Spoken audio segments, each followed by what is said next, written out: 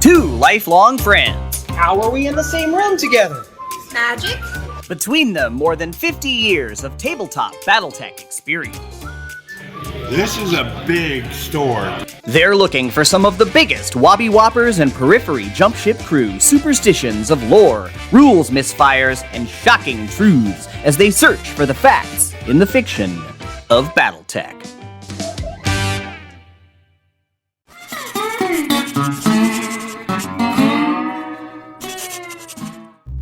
What's up, Battletech fans? Here we are with yet another edition of Finding the Facts in the Fiction. But these tales come from all the way up north, just 30 minutes outside of Chicago, from Schaumburg, Illinois, directly from Kerensky Con, right here to the studio. These myths were either said directly to me, or they were said within earshot of me. And Jeff, you know exactly how I am. I was up there going, what's the myth? Let me know.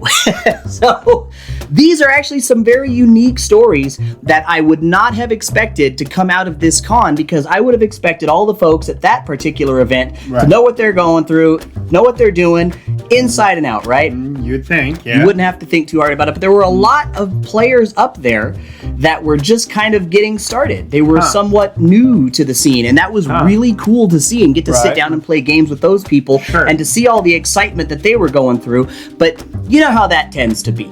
You'll have a lot of things going on in an event like that, and things will get thrown around here and there, and that's where we come up with today's stories. So, let's get into the first one. So you know how I've said way back in the day when FASA was just getting started and quite a ways into their initial run, things were the Wild West. Things were getting changed left and right. I've said it 100 times if I've said it once, right? Okay. So, that being said, it was said to me that if I just looked in the old TRO 3055, that I would find the mythical battle mech that was able to carry an Artemis Foul system right there in the noggin. That's right. Supposedly, that there would be a mech in this particular tome here that would show me that, in fact, the Battletech Compendium would allow the placement of Artemis Foul in the head and not directly underneath wherever it was the missile launcher itself was located. Because we know you can stick an LRM-5 in the head, but you can't stick an LRM-5 and literally anything else in there, right? And we know, at least from the modern day rules, that an Artemis Foul system must be directly locked in the same location as the actual launcher. The example given to me, as I seem to recall it, by Ender Pride, was the Hitman. And the Hitman, as you know, has the LRM-5, as I just mentioned, with the Artemis Foul in the left torso. Let's get a look at that. All right, so here we are on page 21 of TRO 3055, the Hitman. And as we see there, the LRM-5 in the left torso, as well as the Artemis Foul fire control system. So we know that it's not in there. Okay, and I'll again save you the trouble of looking through every single mech in there. It doesn't exist anywhere in the book. But the specific example, moreover, that was given to me does not conform to what was told to me. So that makes me wonder, okay, well, that doesn't mean it's not true. That doesn't mean it's busted. That doesn't mean it's all over yet. We got to go back to the source. We got to go back to the Battletech Compendium, because there was no rule book that featured Artemis Foul fire control system until the Battletech Compendium, because before that, you had the Battletech Manual, which encompassed all 3025 tech. It was everything that was new and hot and shiny in the late 80s. But this was the early 90s, 1990 to be exact, and the game had very clearly changed by the time this came out. So let's have a look. Was Artemis Foul ever allowed to be put in the skull? So here we are on page 118 of the Battletech Compendium, first edition, under Artemis Foul Fire Control System. It's that third paragraph right down there. Artemis units can be attached to any standard long or short-range missile launcher. The system must be mounted in the same part of the battle mech as the launcher that it controls, though missile launchers mounted in the center torso may be controlled by a system mounted in the head. So, it wasn't in TRO 3055, as we were originally told. Howsoever, the Battletech Compendium does confirm that an Artemis Foul fire control system can be mounted in the head, but only under the circumstance that a missile launcher that it's connected to is mounted in the center torso. So LRM-5, LRM-10, SRM-6, any of the other smaller SRMs will fit. Right. Any of the larger LRMs won't. Right. Right. So I suppose you can call this true, can't you? Do you see it's true, wouldn't you say? Yeah. See, it's not as told. Right. It's in the TRO 3055. Right. Well, no, No. I looked that up, but it is true. Right. Insofar as the actual rule book goes. Okay. So it's not true in every aspect of the use of the system, but in that one particular instance, Ender Pride is correct. Okay. As long as your launcher only takes up two spots or less. Well, yeah, that's what I was saying. Like, you can get SRM-6, LRM-10, those will fit in there. Right. Any of the bigger LRMs won't, but any of the smaller LRMs or SRMs, they'll all fit in there. So you could definitely have an Artemis 4 system in the head.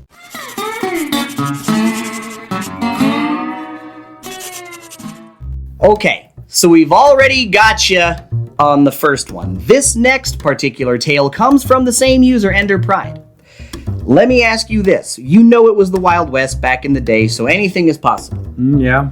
When it comes to combat equipment, not in the lore as far as it was written about in a book somewhere, like when we tackled the Cyclops, having the command console computer in the center torso. We're not talking about book lore today. Okay. We are talking about tabletop play only. Okay. Which was able to be used in tabletop battle tech first? The autocannon 20 or double heat sinks?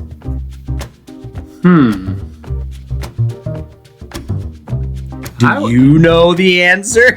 Well, okay. I mean, double heat sinks definitely seems like a 3050 type thing, a clan invasion era thing. Although, I mean, I think Starlink, I mean, the Lost Tech, I think some of that had double. Well, yeah, some Lost Tech mechs had double heat sinks, but the question is, did those particular mechs get built with that technology before the autocannon 20 existed? Which came first?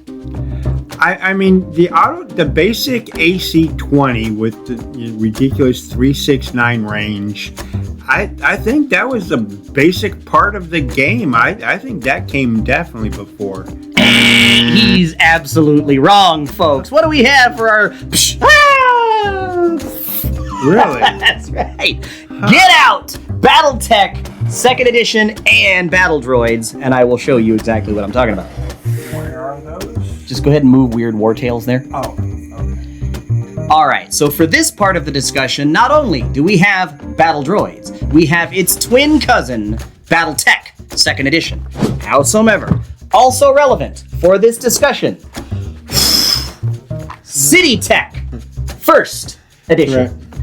Why is that relevant? Well, I'll show you exactly why by getting into Battle Droids first. We'll get into the old school rulebook. We've seen the Marvel Comics gimmick. We know it. We love it. We've had it on the show before. We will dive in one more time. So here we are on page 20 of the Battle Droids rulebook, and we are looking at the weapons table here. Now, what I want you to pay close attention to is the very bottom right here, autocannon. Right. There is literally no other autocannon mentioned. It's just the one, right? Heat 1, minimum 3. It's starting to sound like an AC 5. 6, 12, 18, damage 5. Oh, look. Right. It's an AC 5. Right. Do you see an AC 20 listed anywhere? No, okay. Not there. That's why we have Battle Tech. Maybe something was changed in between Battle Droids and Battle Tech. And here we are in the middle of the Battletech 2nd edition book, and we get down to the very bottom of the weapons table, and only autocannon is listed. Again, it's an AC 5. Right. So we know in Battle Droids there was no AC anything other than 5. We know in Battletech 2nd edition there was no AC anything except 5. Right. Let's check City Tech. Okay. And here we are in the middle of the City Tech book under the weapons table, and there she is, the autocannon 20. Now, when was this released?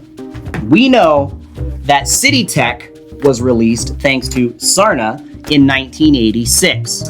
Why is that relevant? I will tell you why that's relevant. Because if you get out the classic Tales of the Black Widow scenario pack, first published 1985. So the point is, when I showed you earlier where it said copyright 1985 on the Battletech and Battle Droids stuff, it's also important to note that this was also the same year. And you can see that because if you look at some of the old Dana Knutson art in the back of the book here, it says Dana Knutson 85. So we know these products were all created within the same span of months in 1985 together.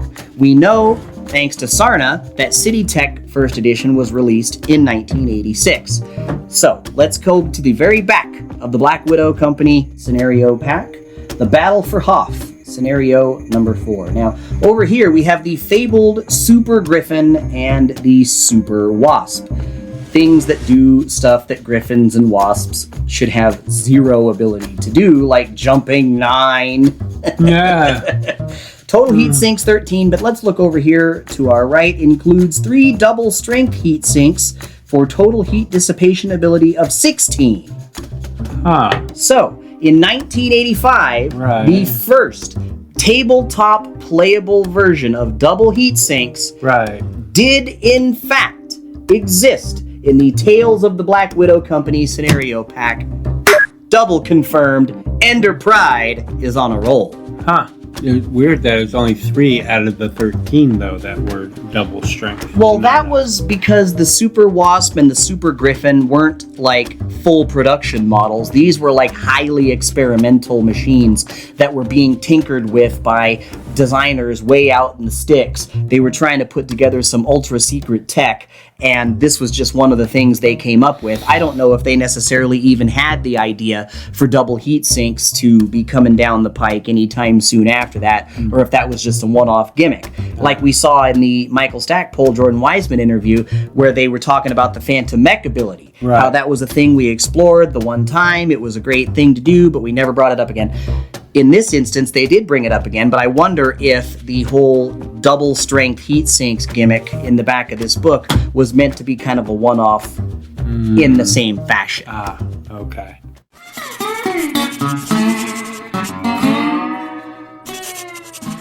And seeing as how we've already got the Battletech 2nd Edition rulebook out, we've already got Battle Droids hanging out, let's go all the way back to the beginning and talk about some of the original training mechs that a lot of us were able to get into when we first started playing this game, if you started playing this game using this book, or even heck, the Battletech 3rd Edition book, I think may have had that. I can't be sure. I'd have to go back through it and look. But definitely this, definitely Battle Droids. We all remember the old training mech that they used to give you right here. Right? You're right. And it says, right up there in the top right-hand corner, TRC-4B Chameleon. All right. Right? Yep. Wrong. No. As it turns out, and this was brought to my attention quite some months ago. In fact, I want to say it was like a year or more ago when I was doing the evolution of the Battletech record sheets. I still have more of those to do, but the point is I had originally thought that the silhouette of a battle mech that you see on the armor diagram here, every time you go to play a game of Battletech, is based on this same machine, the Chameleon, right? Right, okay. No. This is actually the unseen test art concept of a mech called the Viper. And this was, again, brought to my attention by user Steven Strangeways. I don't want to forget that. He was the one who pointed this out to me, and I went back and looked it up, and doggone if it isn't true. Now let me show you. Here we are.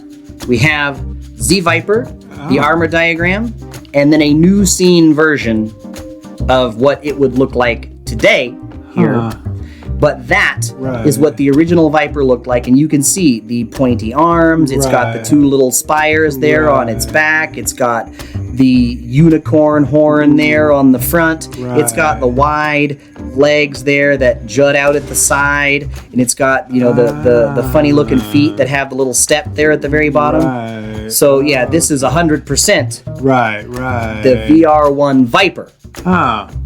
Not the chameleon. Now that was one that I was able to finally say, no, this is not true. It's the viper instead of the chameleon, because the player at Kerensky Con was also as convinced as I was back in the day when I was doing that video that the old wireframe armor diagram was based on the chameleon. But because of commenter Steven Strangeways, I was able to walk up, pull this exact image off of my phone and say, no, actually, look, I was that guy, I guess.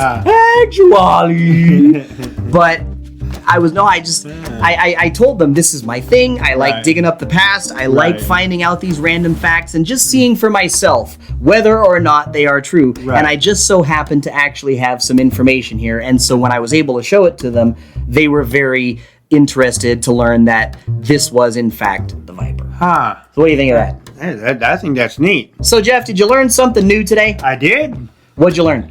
Well, I could have swore that the 20 cannon, being just a basic thing that's in mechs, came before what I thought would be double heat sinks, because I kind of thought that was Clan Invasion, maybe Lost Tech, but still I thought the 20 cannon came before even Lost Tech would have double heat sinks. I mean, it stands to reason, doesn't it? It's one of the most basic weapons in the game. It's one of the most feared sounds on the battlefield. The AC-20, coming from the hip of the Atlas, right? Coming from the shoulder of the Hunchback.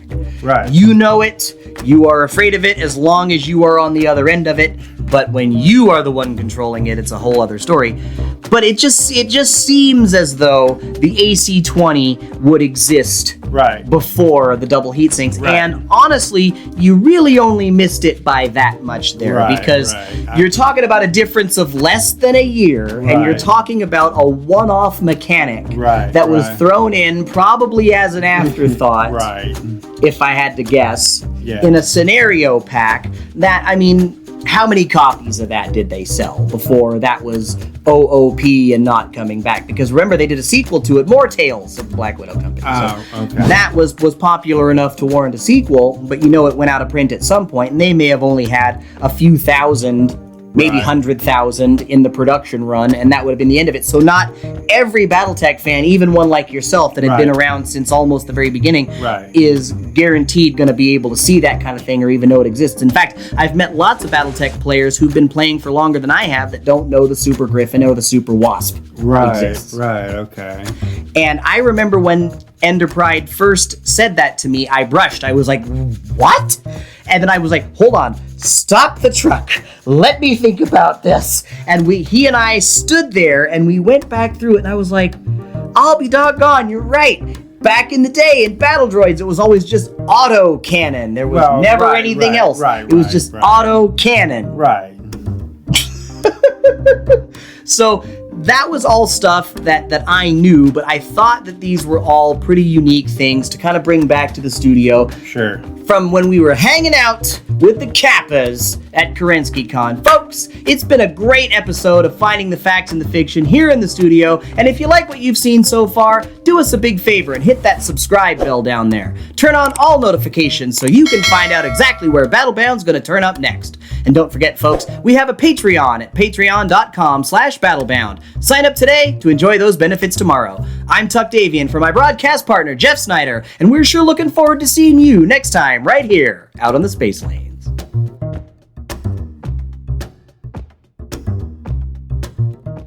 Remember, you have to be a subscriber and leave a comment. Crowdfunding is when lots of people give you small amounts of money to help your passion project come to life.